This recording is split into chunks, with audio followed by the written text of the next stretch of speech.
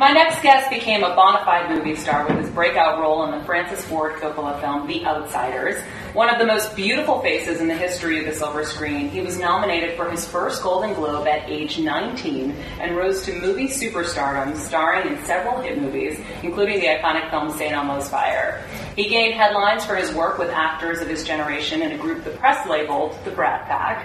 He would prove that he was far, far more than a beautiful face, however. He went on to dominate the small screen with the Emmy and Golden Globe nominated role of Sam Seaborn on the critically acclaimed series The West Wing.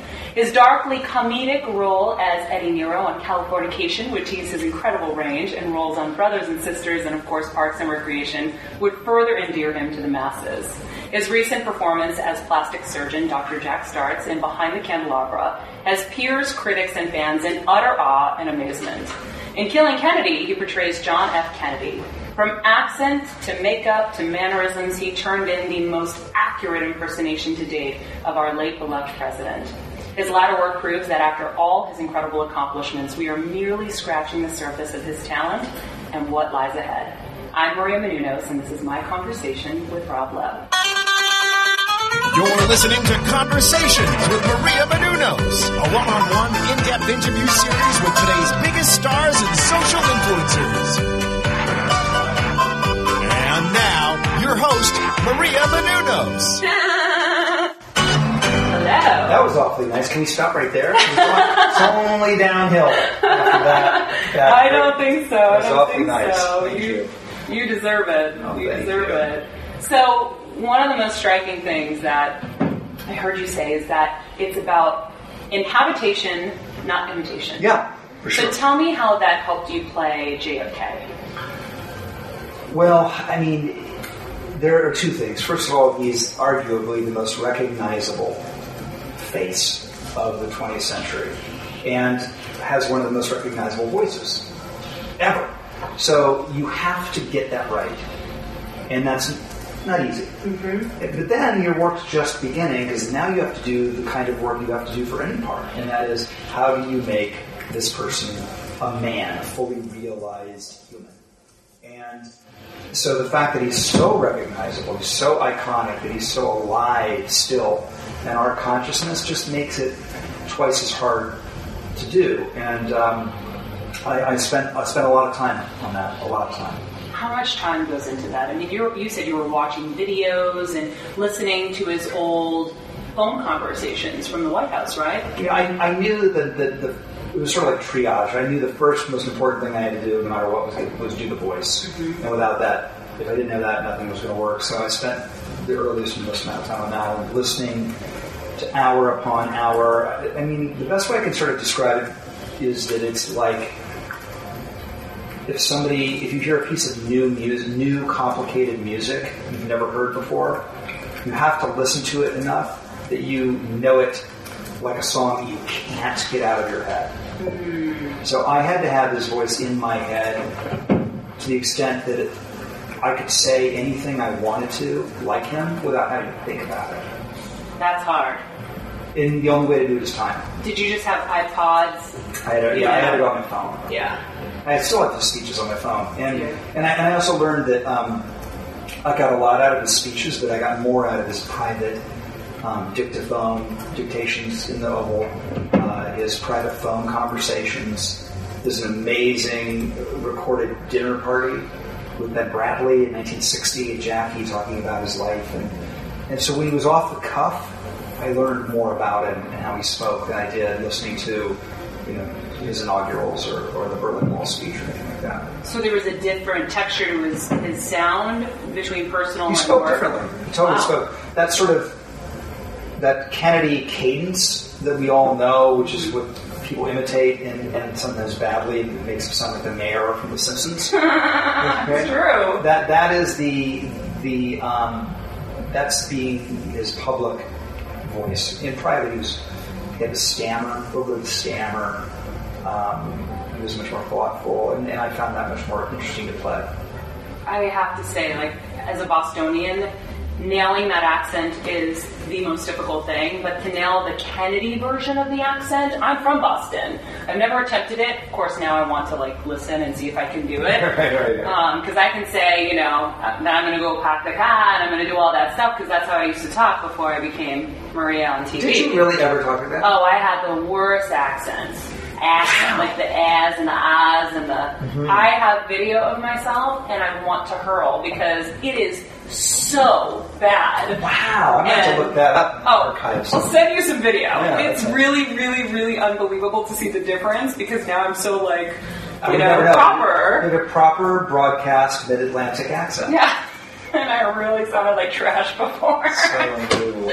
But I love it in a good way, right. Obviously, because I hold on to it. I'm like, someday maybe it'll come in handy. But also the Kennedys, linguistically, did not have a Boston accent per se. They had sort of that Brahmin, sort of a hybrid of a lot of different things. So if you were to do Boston, you would not be getting it right. Yeah. It's a very particular thing. It is very different. I guess, when you think about taking on an iconic role like that, and knowing that you had somewhat of a relationship with JFK Jr., sure. How much more pressure was it to play him? Well, I wouldn't have done it had I not had, for example, Maria Shriver, Jack's her uncle. Uncle Jack. I had to at a certain point go to her and say, play Uncle Jack. And she was supportive. But if, I don't know what I would have done had there not been support for me doing it, but it's handled in this movie in just exactly the right way, I think. It's his life is so provocative and interesting and dramatic and romantic that it doesn't need any embellishment. Mm-hmm. It really doesn't. Just straight history of what really happened. You couldn't make it up. It's Shakespearean. So the feedback that I've gotten from the few people in the family who've seen it has been really, really supportive so far. But most folks haven't seen it yet. Yeah, I know. I was lucky to get an early copy. You were on the inside list there. I told you. I got chills when I heard you speak as him for the first time. Your mannerisms were exactly like him, and it's so exciting to be able to watch something and see someone nail it like that. So congratulations. Thank you. Such an amazing piece of work, I think. And the other thing I was thinking when I was watching it, because obviously Bill O'Reilly wrote this, he has a certain perspective, and not to criticize what the perspective of this event was, because there's so many different theories. I wondered the entire time if you agreed with that specific idea of how it went down. Did you believe that Lee worked alone? Well, when I was younger, I was obsessed with the conspiracy theories. Read every book. At one point, I actually had a number of the noted authors come and speak to my friends at the house. Oh, wow. Yeah, I was into it. But then I have life experience, and I realize how hard it is to keep secrets. Mm-hmm. And years and years and years and years have gone by without any, no pun intended, smoking gun.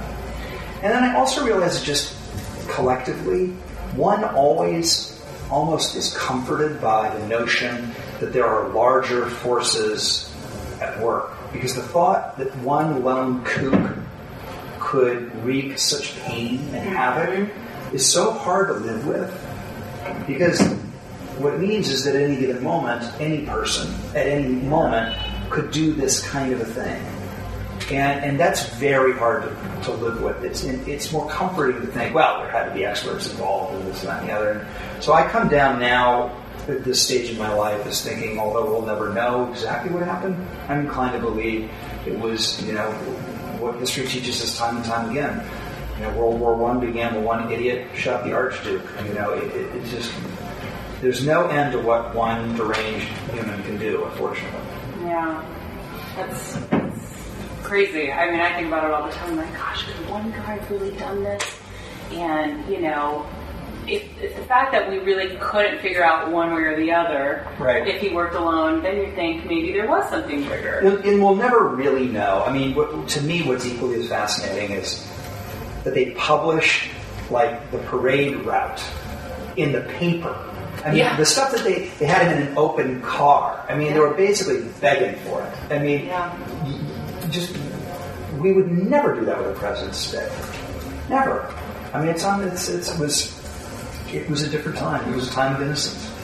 Yeah. It was truly the end of innocence. I know you were saying that Ginny, when she was obviously playing Jackie O, and she was in the pink suit with the blood spatter, that was a real heavy scene. Tell me a little bit about that. My first day there, I was in makeup and hair tests in the trailer, and I'd never met Ginny, although I'd loved her on Big Love. Mm-hmm. And she came in to say hello, and she had already been shooting, and she'd been shooting the Parkland Hospital. So she came in the Chanel pink pillbox hat with the blood on it. And she came in, "Hi, how are you?" In the outfit, I had to look away because I had tears just streaming down my face, looking at her in that iconic wardrobe. The same thing happened to me when I saw the motorcade car brought out. That stuff still is profoundly sad and heartbreaking, and the journey of killing Kennedy, the movie, even though we know how it's going to end, we just cannot believe that it ends the way it does. Yeah. And I know your relationship with JFK Jr. kind of intensified your feelings for that family, and how the thing that stuck out to me was when you were talking about how he really kind of went to the mat for you to be on the cover of George, and how much that meant to you. And I think it also speaks to who you are to have appreciated that as much as you have, and to speak about it the way you speak about it. It obviously meant a lot at the time, and what a surreal situation to be in when you're shooting it and knowing that he had passed away. It was a weird, sad moment, and as you alluded to, it was a time when his magazine, his brainchild, George, was struggling, and it was very important who they put on the cover. And he, in his last cover that he chose me for a show that had not been on the air yet. It was 4 months out. You need to plan your covers 4 months out. There'd be no do-overs. Mm-hmm. If this show came out and bombed, which a lot of people thought it would because it was smart, and it was about politics, and America doesn't want to have smart politics as a show that they love. But the show came out. The show was The West Wing. The show worked. And John Jr. was one of the first people to see that and to love it and to recognize it and to put me on the cover. And it was a tremendous depth that I could never have had. Because you were saying it's hard for an actor when you're promoting something, you need those covers. You got to have them. And it was one of those, all careers go through moments where you're everywhere and then you're quiet and you're everywhere. I was coming off of a time where I hadn't really had a big cover in years. So it was a big deal for me to have. And it sort of began, this new wave of my career that continues to this day. Have you felt that same camaraderie with other people in Hollywood throughout the years? Look, I've been really blessed to work with so many people that I have such an affinity for. And they all mark sort of eras in my life, right? And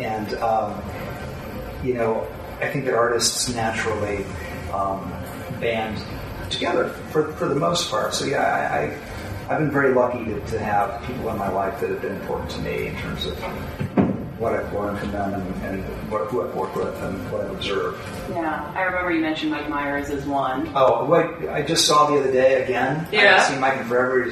What is he doing? He's great. He just directed and created and wrote the most amazing documentary that's getting huge reviews. Harvey Weinstein just bought, called Supermensch, and it's about the life and times of one of the great music managers, Shep Gordon. It's very idiosyncratic and hilarious and moving and great, and I think Mike's going to be a big director. Or he'll be great at whatever he does next. I mean, that's him on camera, though. I know. Well, he's got some good plans. Okay. Yeah. And speaking of Miramax, yeah. I mean, Harvey Weinstein is associated with Miramax. Of course, my brain went to that. Yeah. I mean, mogul. Yeah, Tell me what your plans are with this company. Well, my Tom Barrack, who is one of my business partners, is is one of the major shareholders in Miramax, and so by virtue of my partnership with Tom, I am as well. And we've had Miramax now for 3 years, I believe.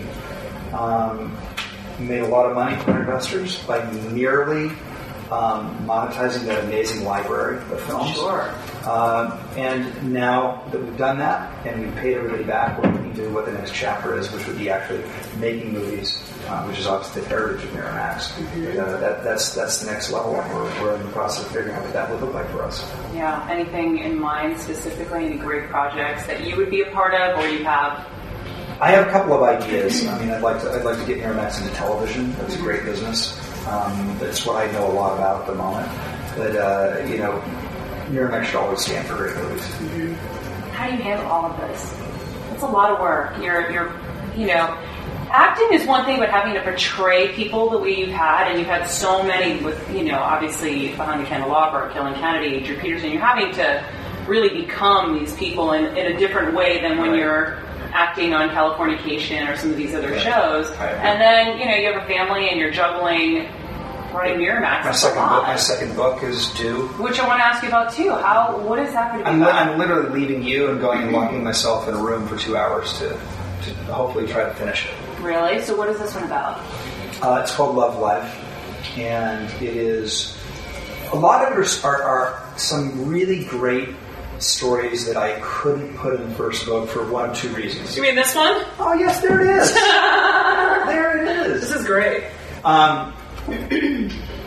Either they're stories that didn't serve the narrative of my personal life, or they were stories that, frankly, I didn't have the guts to put in it. And so now I feel like I've sort of earned the right, maybe, to be even more candid, if that makes any sense. Totally. And also, I really wanted to do a book where I wasn't hemmed in by my own life, where I could talk about things that are important to me, sort of my views on marriage, on sex, on money, on career, on fame, on things that have shaped my life and what I love about life. Hence the title of Life. Wow. So now, when you go through it this time, and even the last time, did you have to run stories by people and say, hey, I'm going to be talking about this. Are you okay with that? How did you approach that? Because it is scary. It is. I mean, I think that there's a certain type of celebrity memoir that I love, that I just love, starting with David Niven's famous book, The Moons of a Balloon, which was written in, I think, the early 70s. It is sort of the granddaddy of all celebrity memoirs. And no one writes like that anymore. And by that I mean it's witty, it's smart, nobody gets hurt, it's discreet, and yet you feel like you've gotten all the inside you want. Mm-hmm. That's a lost art. And that is what I was aspiring to with this. And then with the kind reviews that came in and the way that it was embraced and the way that the book sold, it was an endorsement to continue. And so, if you're writing in that vein, I don't feel compelled to run anything by anybody because I know I'm doing it with the right intention. Got it. So in a sense, you're thinking about how you would want to handle, you would want someone else to handle your stories. That's exactly right. Yeah. By the way, I hope people are writing stories about me. Honestly. I mean, there's no greater compliment than to have people write about you. Mm-hmm. It's all in how they write about you. Exactly.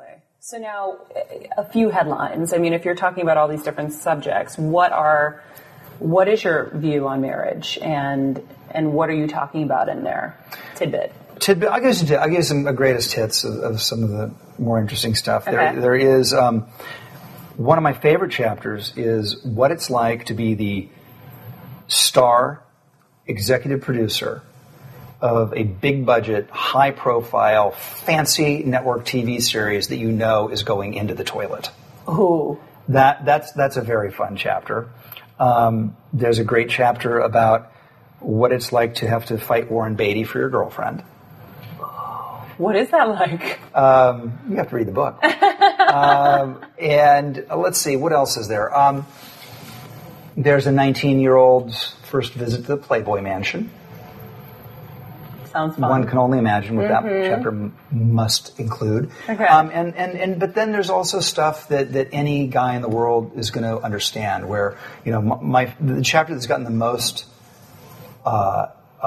interest is just a chapter I wrote about what it was like to send my first boy off to college.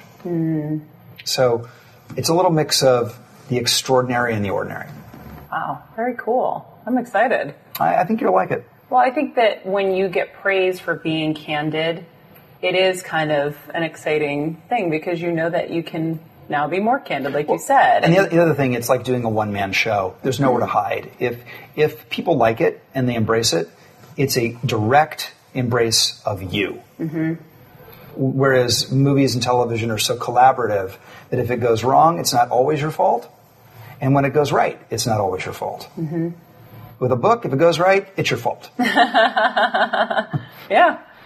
I wonder, I also loved where I was reading, you were saying that you and your wife are best friends. Yes. When you're giving advice to someone who's, either going to propose, or is that what you always say to them, make sure they're your best friend? I say that like a good movie, a good marriage is all about casting.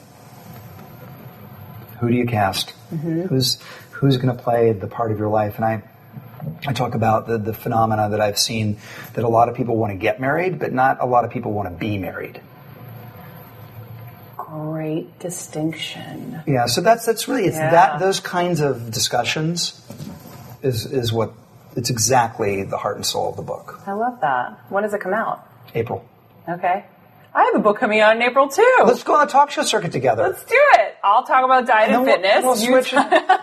Whatever you're doing, I want to do. That's all I know. I want to talk to you, obviously, as well about Behind the Candelabra, even though I know you've talked at nauseam. I will always talk about that. I love that part so much. I love that project. I love where you said that you looked at him like he was the fourth member of the Bee Gees, a transgendered Bee Gee. And I wonder, obviously you had a lot of creative control over how you were going to play him.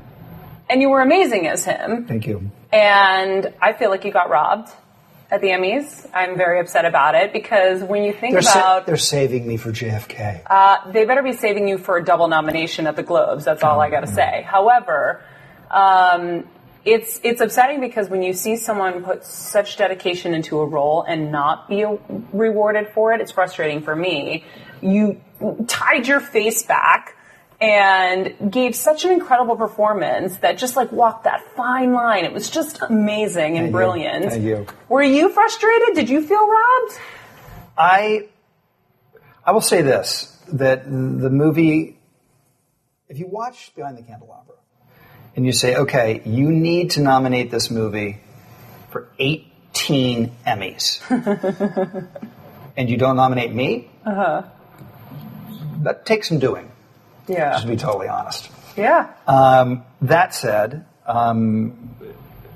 what it underlined for me is that what I always knew, which it really is about how people receive it and about the work. And it sounds like a cliche thing, but it's really the truth. I've never had more people respond to anything. And people who you think should know better, people who are jaded industry people, losing it.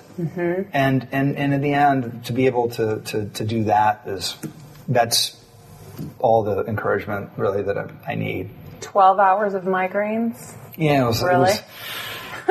Who'd have thought that pulling your face back and wearing wires behind your head and tight wigs and fake teeth and all that would be so damn uncomfortable? I have to say, I wondered if you were worried that you would need surgery after that to put your face back together. I know, man. I learned more about bad plastic surgery playing that part than anybody needs to know. I'm sure. But it was fantastic. I actually had 2 screenings at my house for it. Wow. And I'm going to have a 3rd one during award season because that's how much I loved the movie. I think it'll do well again at the Golden Globes. I really do. I think Matt and Michael should win anything and everything. They're extraordinary in it. Did you ever meet Scott Thorson? I did not. Did you have any interest to meet him at all? No, and Dr. Jack Starts I didn't know anything about him when I started the movie other than what was in the book. And so I based my character completely on what was in the book and what Stephen and I sort of concocted. So I don't really know what he was like actually as a man.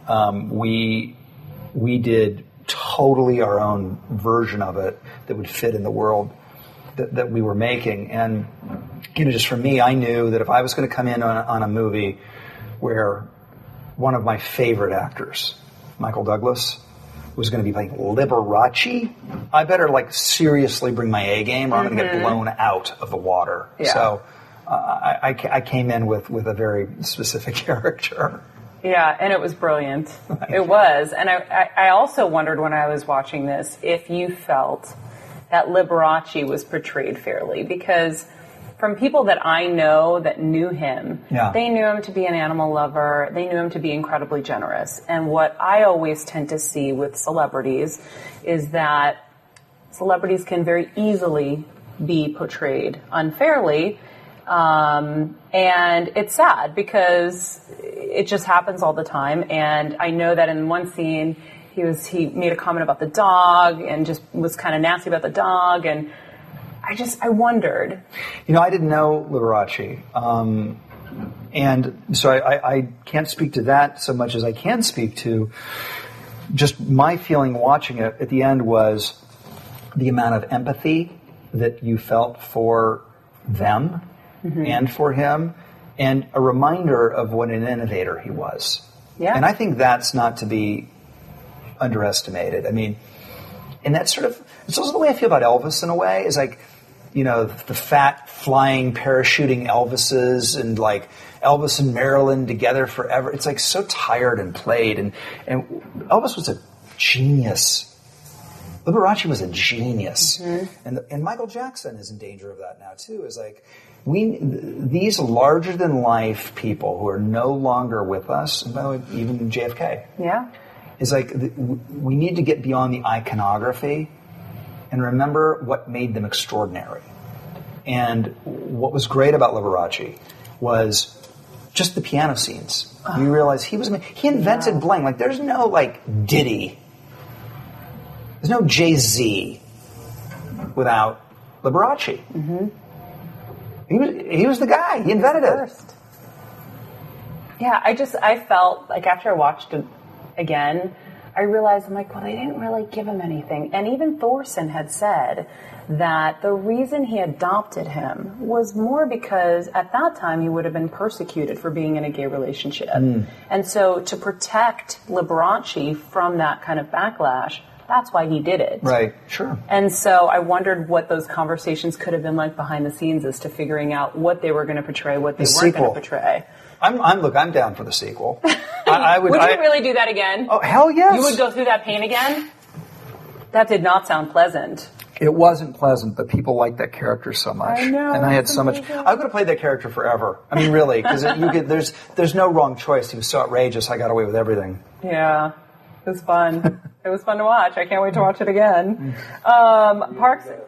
Okay. We are running out of time, I'm hearing. But I'm going to ask you about one last thing, because Parks and Recreation, obviously, everyone's so sad to lose you on the show. And I know you have your other show coming out. When does that come out? Well, we're developing it with NBC potentially for the fall. The Pro. And it's me as the ne'er-do-well tennis pro at the Los Angeles Golf and Tennis Club. And look, let's face it, it's going to be me wearing a lot of visors. And short shorts. And short shorts. I love that. And what could be better? I don't think anyone's going to have a problem with it. I know what the people want. Me in a visor. Wait, before I let you go, because you mentioned Elvis, have you ever wanted to play Elvis? I would love to play Elvis. I would love to play Elvis. I would love to play Elvis. All right, I got an idea for you. I'm there. And that's how we're going to end this interview. Excellent. I know you have to run off and go lock yourself in a closet and write. Yes, I do. And I can't wait to get my hands on the next book. Oh, good. I'll send you the advance. I would love that. In a month and a half. And good luck at the Golden Globes. I hope to see you in a double nomination. Big fun. Everyone has a story, and this is just part of Rob Lowe's. To see more about my time today with Rob, visit conversationswithmaria.com, and you can see him in the title role of National Geographic's Killing Kennedy, premiering Sunday, November 10th. Thank you so much. Talk to you guys soon.